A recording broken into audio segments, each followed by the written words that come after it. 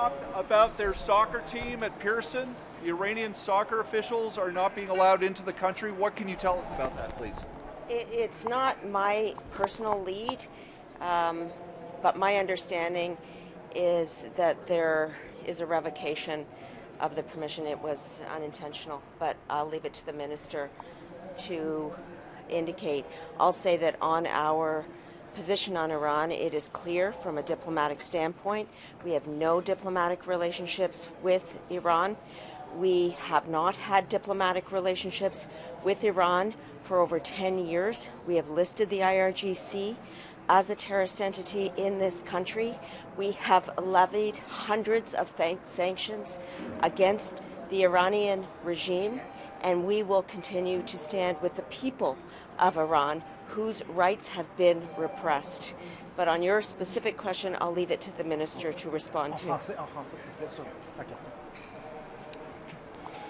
Comme j'ai dit en anglais, c'est très important de se souvenir que nous n'avons pas les relations diplomatiques avec le régime iranien, pas du tout. Point final, nous avons déjà décidé de livrer des sanctions contre le régime iranien et aussi nous sommes là pour la population iranienne qui doit avoir leurs droits humains. Sur la question, ça c'est une question pour la ministre, mais je crois que ce n'est pas le cas qu'il va être dans notre pays. Je sais qu'il n'est pas là correctement. Thank you. Merci, Madame Anand. Okay, so for Marie. The Chief of Defense Staff is poised to deliver options to the government on how to expand the military. Given what you've seen with recruitment, how confident are you that any plan is doable?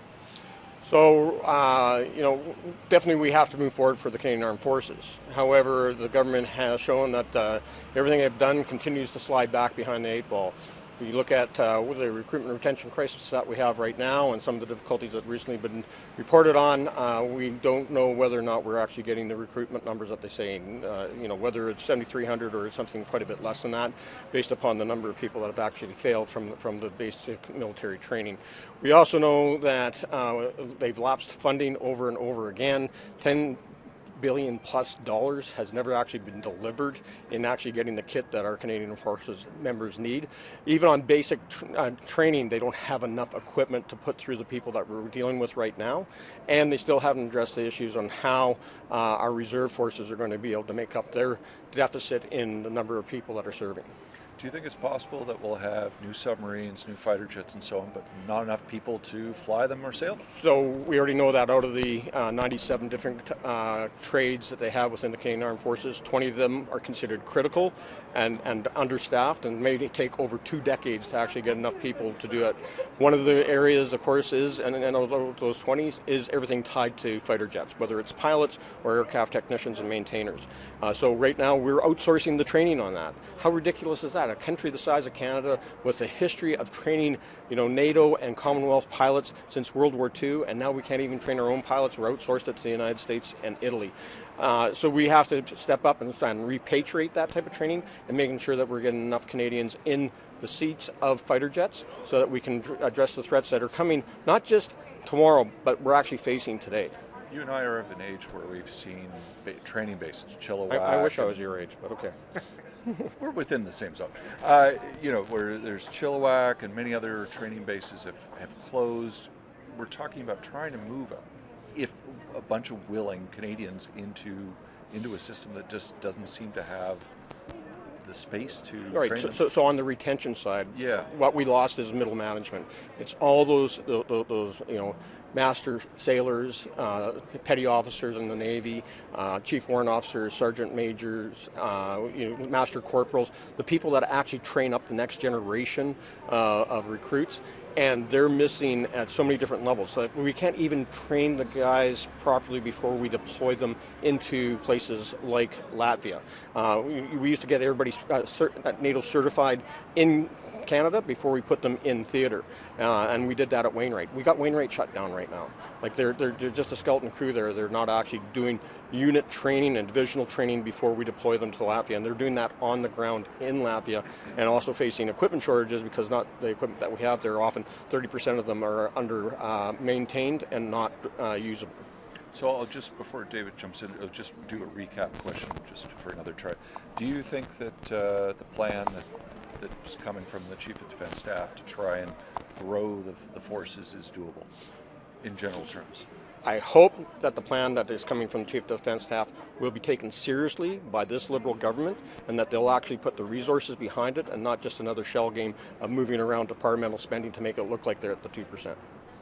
I don't know how much time you've had to take a look at the spring economic statement, and I'd be curious about your thoughts about, did you get any sense, are we going to hit our NATO targets in 2035?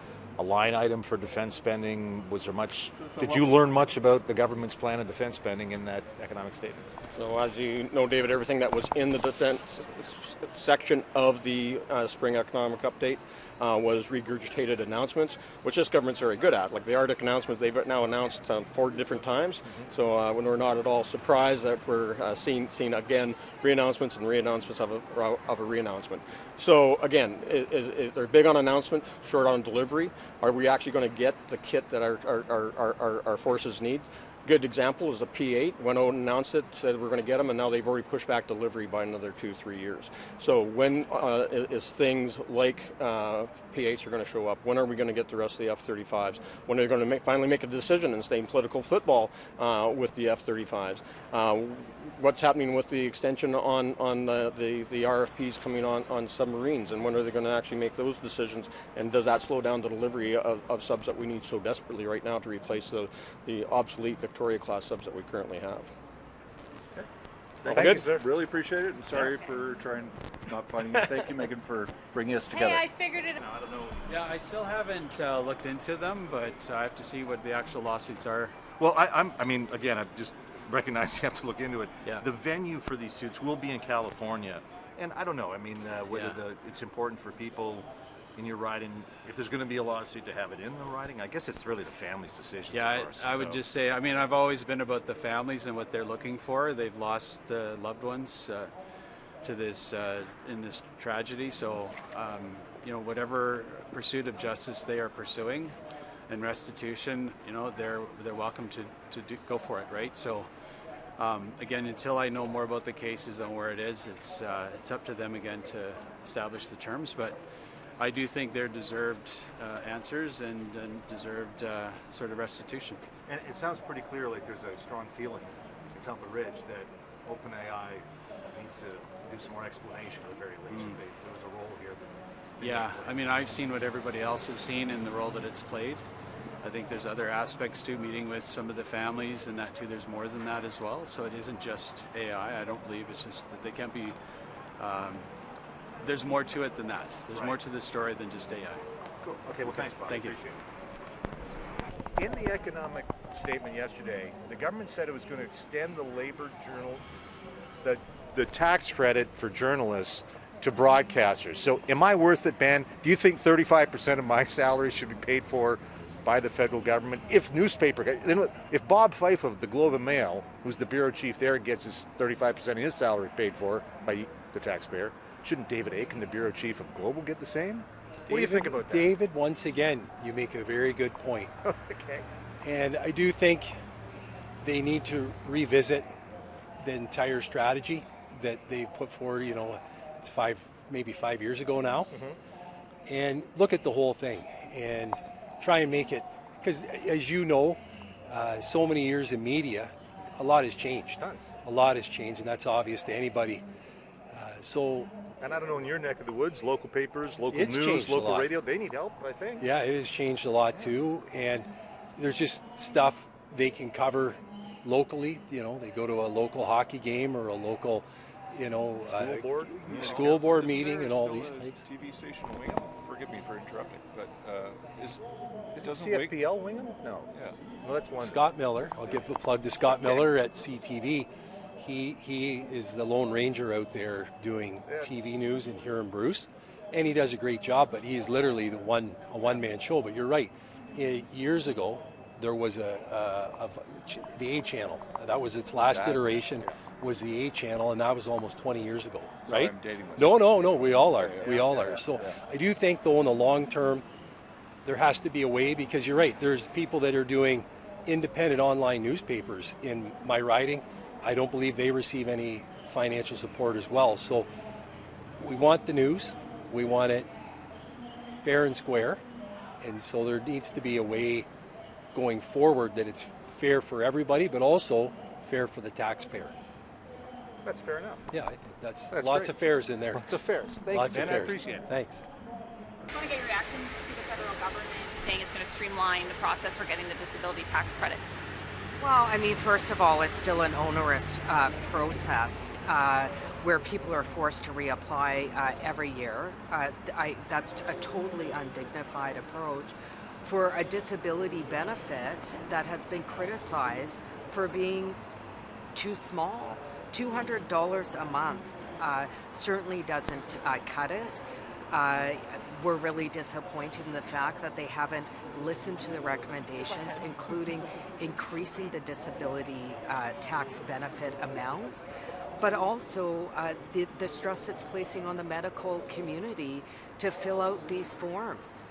We have people with disabilities who have to go in every single year. For example, if you have an amputation, every year you have to go in to prove that you still have a disability. I can't think of anything more degrading and demeaning than that. And there's quite a lot of confusion because, you know, the disability tax credit is basically the gatekeep to get other disability credits and other programs like the disability benefit. Confusing that both of those names are that way. So what would you like to see them do with the disability tax credit specifically to make it more streamlined? Well, first of all, let's be clear. They found $25 billion to line the pockets and incentivize their corporate buddies. They could have made the choice to ensure that people living with disabilities weren't living under legislated poverty. And they need to change the process so that the disability community is not forced to reapply all the time, especially for a supplement that is far below what is livable. Okay. Thank you. Thank you. Appreciate it. I'm really concerned about the fact that a man named Mehdi Taj, who was once a commander in the Islamic Revolutionary Guard Corps, somehow made it to Canada, which means that he would have been issued a temporary resident permit by the government. So I'm really concerned about this because, as my colleagues and I have been raising for several weeks now, we know that there have been IRGC officials that have slipped through the cracks. So clearly there's a screening problem with the government. And I'm also concerned about the fact that this came up in essentially the media. And so I have to wonder whether or not this person would still be in Canada if it hadn't been reported on. So it's a pretty serious lack of process and screening to have the media doing security vetting on Iranian regime officials as opposed to the government. You know, the government, it keeps saying, oh, you know, screening is getting better. It's not. Clearly, this is a big example. So we have big questions for the government on this, and they better answer them. What do you think happened? Like, what do you think? He was cleared to fly to Toronto, and then it kind of became a big incident, and then he was turned around. Like, what do you make of what happened? Well, you know, we've seen over the last several months big gaps in processes in immigration screening. So, you know, it's not the exact same issue, but the Auditor General found massive fraud in the international student visa program. So clearly, something is not working, like putting it very mildly. The problem is that this isn't just like a minor process gap. This puts Canadians at risk. So, you know, it's a great question. It's one for the government. You know, where's the immigration minister today? Why isn't she out here answering those questions for you? But certainly we'll be holding the government to account on that. What would your questions be to the minister on this? How did this happen? How did this guy get on a plane? He's an Iranian regime official, like clearly documented. I think a simple Google search would have told them that. I mean, literally use the Google machine. He will come up. So it's either gross incompetence or something worse. And the government's going to have to answer for that, because there's a lot of members of the diaspora who are persecuted by regime officials, and they're going to be very unsettled by this. You know, I remember just a couple short weeks ago, the immigration minister standing right where I was today and trying to assure people like, oh, no, it's fine. These regime officials aren't in Canada. And here they are, getting on a plane, more of them. So ridiculous and dangerous. So they have to answer these questions. Do you take any solace in the fact that he was turned around? How did he get on the plane to begin with?